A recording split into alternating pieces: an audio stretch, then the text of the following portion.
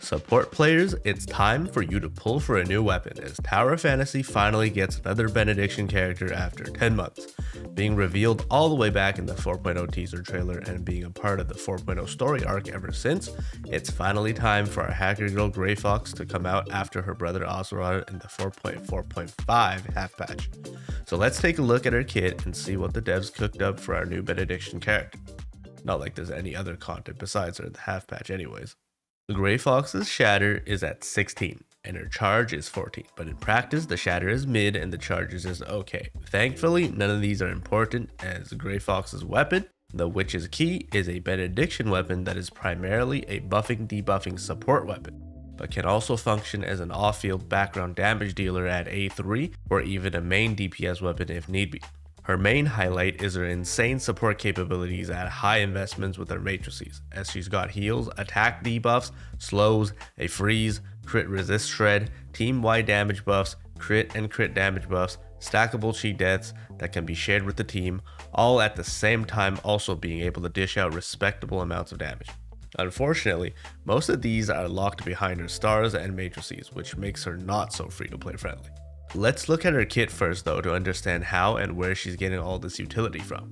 Starting with her passives, she's got the usual Frostvault passives, Frost Impact, Frostvault Fusion, Frost and Vault Resonance, and the release passive, Dot, that triggers off of her skill casts, all of which are standard and don't need more explanations. Additionally, she's got one unique passive called Mana Reserve, which lets her have a stacking buff called Power Scale, which goes up to 12 stacks and lasts 60 seconds, and gets removed 15 seconds after combat.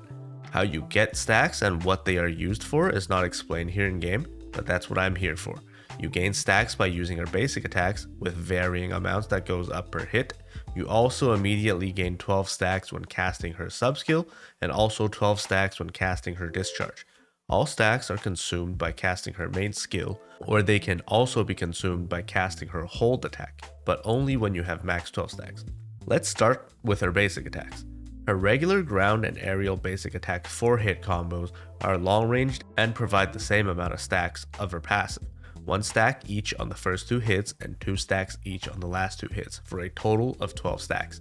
Each hit additionally applies a debuff which lowers the target's attack by 3% per hit up to 4 stacks, 12% attack reduction lasting 10 seconds.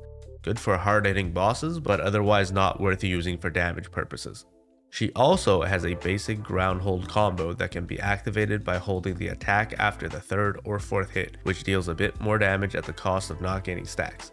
But the main purpose is that it enhances the prior attack reduction debuff to 5% per stack, making it 20% for 10 seconds.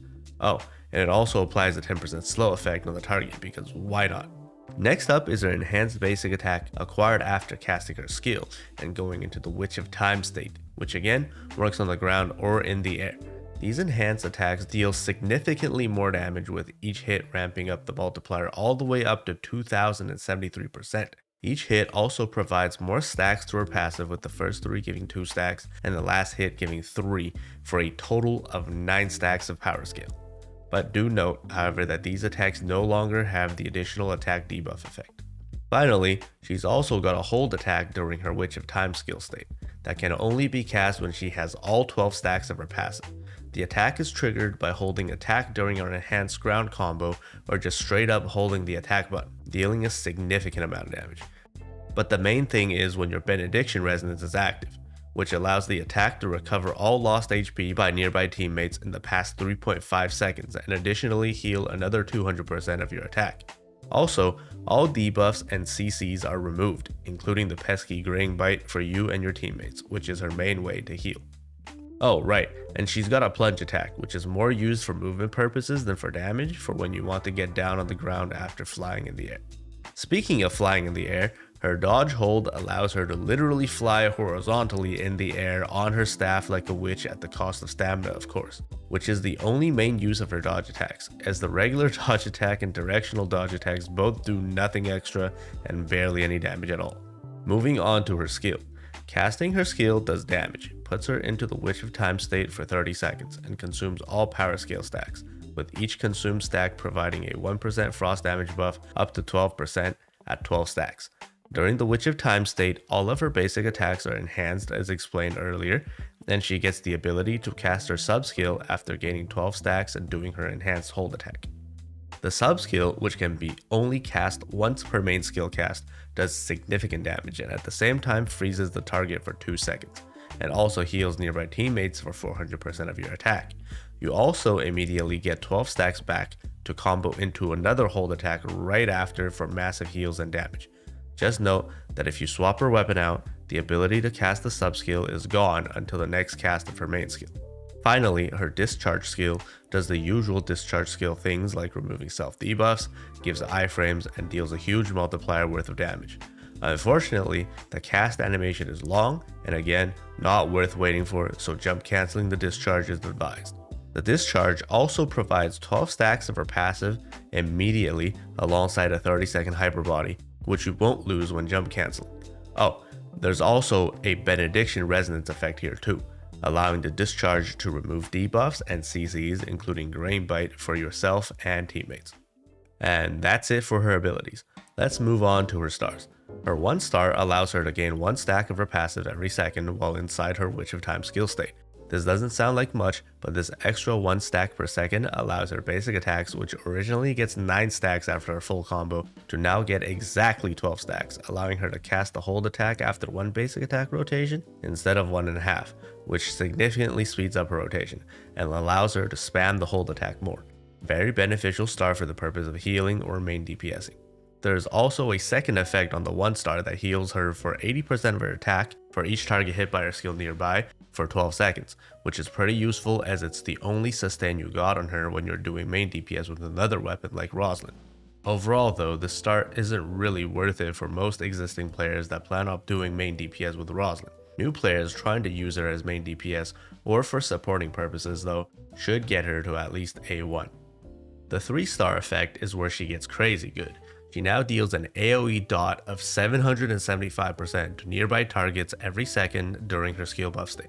It allows her to turn from just a support weapon to an actual damage dealer, dealing about the same amount of damage as Rosalind in the meta comp, which basically doubles her team damage.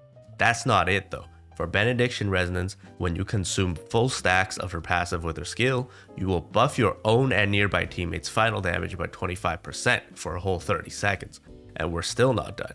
Enemies that are hit by her skill also have their crit resistance reduced by 3% every 2 seconds for 10 seconds total, up to 5 stacks, meaning a 15% crit resistance shred. This star is cracked, and I personally say that if you can't get to 3 stars for her, then she's not even worth pulling for, and this applies to Frost mains and support mains both. Unfortunate design choice here in my opinion, but I guess you save money for the upcoming anniversary altered character I guess. Moving on, the 5-star effect as usual is for survivability. She gets 15% increased healing and the usual cheat death effect, but her being a healer makes it a bit different. This cheat death is stackable. Every time you consume 12 stacks of her passive, you gain 1 stack of cheat death. On taking lethal damage, only 1 stack is consumed and you get healed for 50% of your max HP. The stacks of cheat death go up to 4% and can be applied to teammates when you have the Benediction Resonance active. Super good for healers and skill issue DPS players alike. Finally, the 6-star effect is your typical more damage buff or whales kind of star. Your skill now buffs you for 2.5% per stack consumed, which translates to an 18% frost damage buff increase. Kinda low for a 6-star effect, but whales will wail regardless. There's also a damage finalization type effect here like Nyan that deals 50% of all damage taken by the target again after your 12 seconds of the 1-star debuff expires. Damage dealt by teammates are also considered here too, but unfortunately the damage is capped to 1,000 times your attack stat in solo mode and 15,000 times your attack stat in teams. Now, let's look at her matrices. The 2-set effect simply increases frost attack, but if you are Benediction Resonance, you instead increase all attack, making it universal, perfect for Benediction players. You also get a good quality of life effect of a full charge when dealing damage for the first time in combat, although there's a 15-second cooldown. Oh, and there's another 20% healing increase too, because why not? A pretty good universal 2-piece matrices effect for healers to pick up. The 4-piece set, however, is not universal at all, requiring the use of Grey Fox's Discharge to trigger. It increases final damage normally, and if you're not in Benediction Resonance, you gain an additional 10% frost damage buff. For those that are in Benediction, you instead increase your own and nearby teammates' crit rate by 20% and crit damage by 12%, and all of these effects last for 40 whole seconds. This crit rate buff, although not relevant for CN, is absolutely huge for global players with nerf crit on gear. It allows players to finally hit 100% crit rate when a Grey Fox is supporting with these matrices, making all the crit damage effects in the game way more effective. A huge buff for team content. Absolutely get these matrices if you're planning on getting Grey Fox, especially for support mains, as the long-term potential is huge for these even with the exclusive 4-piece effect, as Grey Fox isn't going to get benched anytime soon for being a support weapon. For Grey Fox's Simulacra trait, she gives the usual 18% final damage like all traits, but for Benediction players, there is a further 10% damage buff for yourself and nearby teammates on cast of her skill at full power scale passive stacks. Crazy good for team content as a support, as we finally get another relevant support trait, but for Frost DPS players, sticking to Rosalind trait is still better. For Relic Selection, since the Frost optimal rotation is 30 seconds, Koan 2 is perfect as your main relic. Just make sure you time your Koan pop to when you're actually doing DPS. The new buff dealer at 5 stars can also work if you don't want to deal with Koan timings. For the secondary relic, Overdrive Shot for short form content, or the usual suspects of Thalassac Heart, Bubble Gun, Mask, or Control Gun for long form content. For the free to play without Battle Pass relics, just stick to the usual Koan and Shield or Rift. Although Grey Fox's weapon kit looks pretty dank with all the stacks and shit, her actual rotation is really simple when played as a background support. All you do is start buffing on the other buffing weapon, discharge into her for the 12 stacks of passive, and jump cancel the discharge. Then cast her skill and swap off to your main DPS weapon. Redo every 30 seconds and you're set. To play her as a main DPS is only just a little bit more complicated. You want to buff with your other 2 weapons first, then discharge into her for the 12 stacks, jump canceling the discharge as usual, then cast her skill, immediately start auto attacking until you get 12 stacks of her passive. Hold attack to consume the 12 stacks, which unlocks her sub skill, use the sub skill, which gives you 12 stacks back, then proceed to hold attack once more, consuming the 12 stacks. At this point, if your cooldowns for the other buffing weapons are still not done, you can do another auto attack combo into hold attack stack consumption before switching off and rebuffing with your buff weapons. Now, let's see the rotations in practice, starting off with the CN Meta Frost rotation. Start on Nola with her skill, then proceed to do basic attacks on Nola to gain her passive 10 stacks, and wait for her sub skill to come up. Cast the sub skill immediately, and on the final hit, discharge into Grey Fox, immediately jump canceling the discharge and pressing her skill. Once the skill successfully lands and you get enough charge for Rosalind discharge, swap to Rosalind and wait for the discharge hits to come out before jump canceling the remaining animations into immediately casting her skill and doing basic attacks after. Once the target starts flashing after your basic attack combo ends, do a forward dash into jump canceling immediately after the first hit and continue to do basic attacks. Wait until Nola's skill is about to be off cooldown, swap back to Nola and restart the rotation. Moving on to the Grey Fox main DPS rotation for those that don't have Rosalind. Here I use Nyan as an example, but any Frost buffer will work here basically. To start off, again cast Nola's skill and do her Frost buffing things like we explained earlier. On her sub skill hit, discharge into Nyan and skill. Immediately after the skill is cast, swap to Grey Fox. If there's a discharge on Grey Fox, always jump cancel it immediately and cast her skill. After the skill hits, you do basic attacks on Grey Fox and then hold attack when you reach 12 stacks of her passive, then cast her sub skill, then hold attack again. If there's more time left until Nola's skill goes off cooldown, you just do another basic attack combo into hold attack again. Swap back to Nola and rinse and repeat. Finally, let me share the global exclusive meta Benediction DPS team rotation that I discovered on the test server. Yes, you heard that right. The team utilizes Grey Fox's ridiculous Benediction team damage buffs to do more damage than any other team in ToV right now. The team consists of Grey Fox and Fiona running Torrential Force on 1 and Wellspring on 2 to trigger the Benediction Resonance, alongside Rosalind to do DPS. Start the rotation with 2 bars of discharge, Wellspring active, and a discharge into Fiona to get her buffs. Cast Fiona's skill and then discharge into Grey Fox. Jump cancel Grey Fox's discharge as usual, cast her skill and proceed to do her main DPS combo of basic attacks into hold attack into sub skill into hold attack. After the second hold attack, immediately discharge into Rosalind. Proceed to do the Rosalind combo explained earlier where you skill, basic attack combo and dodge attack to finish it off. Discharge back into Fiona and repeat the rotation from there. remembering to activate Wellspring whenever it's available. Finally, let's talk about all the other alternative weapons that would work with the Grey Fox. Since she's more suitable as a background buffer, you would want to run her with the main DPS weapon, where currently only Roslyn is better than her at being the main DPS. So that leaves one last slot left for another background buffer weapon. This weapon can be anything that provides off-field damage or buffs to Frost, which makes Nola the most ideal, or Fiona if nothing changes from the test server. Other alternatives can be Yanoa, Linghan, Nayan, Ray, Brevi, Zeke, Yulan, Icarus, Alice, Lin, Saki, Frigg, Tsubasa, Claudia, or even Hilda and Ine could work. The newer the better for the most part.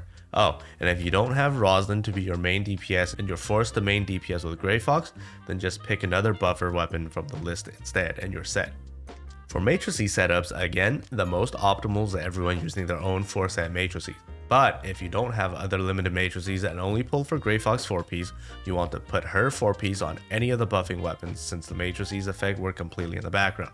If you didn't pull for her 4Ps, any background matrices from the below list can be put on your 2 background weapons. 2+2-piece Alter, Roslyn, Ray, Yanoa, Brevi, Linghan, Yulan, Icarus, Alice, Saki, Frigg, Scylla, Habola, or Shiro. Other alternative off-element matrices can also be considered if they at least provide some sort of a generic buff. Basically anything that can provide background attack or frost attack, all element damage or frost damage or final damage or crit damage should work. Just make sure the matrices say that it works in the background or has a buffering duration. For the main DPS weapon, Roslyn or Grey Fox, you should use your typical free-to-play main DPS setup 2-piece Lyra plus 2-piece Amir. Alternative 2Ps include any relevant 2Ps limited or Shiro, Crow, Cobalt, Habu, or Scylla. Scylla being the highlight here since Grey Fox on Benediction provides enough crit rate for you to fully utilize Scylla's crit damage, making Scylla a very good 2-piece choice. Overall, Grey Fox being the first Benediction character post 4.0 Gestal's arc is really strong in terms of all the utility she provides in her kit, and is a great character to heavily invest your resources in, as Benediction characters are pretty much permanently viable. However, if you for some reason don't have enough resources to get Grey Fox to at least 3 stars with her matrices, I don't think she's worth pulling at all then.